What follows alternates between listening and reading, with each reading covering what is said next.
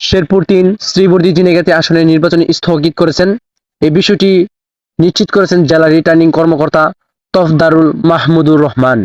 শেরপুর-৩ শ্রীবর্দী ঝিনাইগাতী আসনের বাংলাদেশ জামায়াত ইসলামী মনোনীত সংসদ পদপ্রার্থী এবং জেলা জামায়াতের সেক্রেটারি আলহাজ নুরুজ্জামান বাদল মারা যান। এই আসনে স্থগিত করা হয়েছে নির্বাচন। আজ বুধবার ৪ ফেব্রুয়ারি সকালে রিটার্নিং কর্মকর্তা ও জেলা প্রশাসক তফদারুল মাহমুদুর রহমান বিষয়টি নিশ্চিত করেন।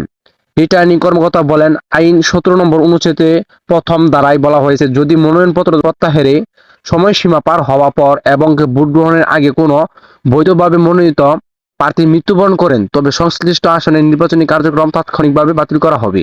সেই অনুযায়ী নির্বাচনের কার্যক্রম স্থগিত করা এবং গণবিজ্ঞপ্তি প্রস্তুতি করা হচ্ছে জানিয়েছেন তিনি। আরো বলেছেন, বিজ্ঞপ্তি প্রস্তুতি হওয়ার আগ পর্যন্ত তাৎক্ষণিকভাবে জানানো হবে এবং এই আসনের তফসিল পরবর্তী ঘোষণা করা হবে।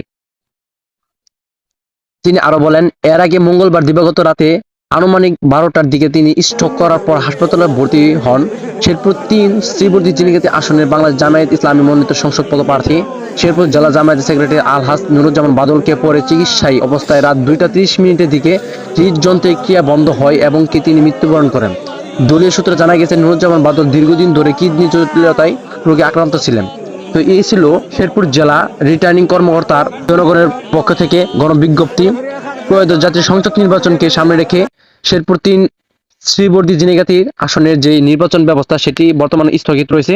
তো এই ছিল আজকে আমাদের কাছে শেরপুর-৩-এর ঝিনাইগাতী ও শ্রীবর্দী এলাকার নির্বাচন স্থগিত নিয়ে। তো ভিডিওটি ভালো লাগলে অবশ্যই একটি সাবস্ক্রাইব করবেন এবং এই ভিডিওটি শেয়ার করবেন। তো সবাইকে সালাম, আসসালামু আলাইকুম।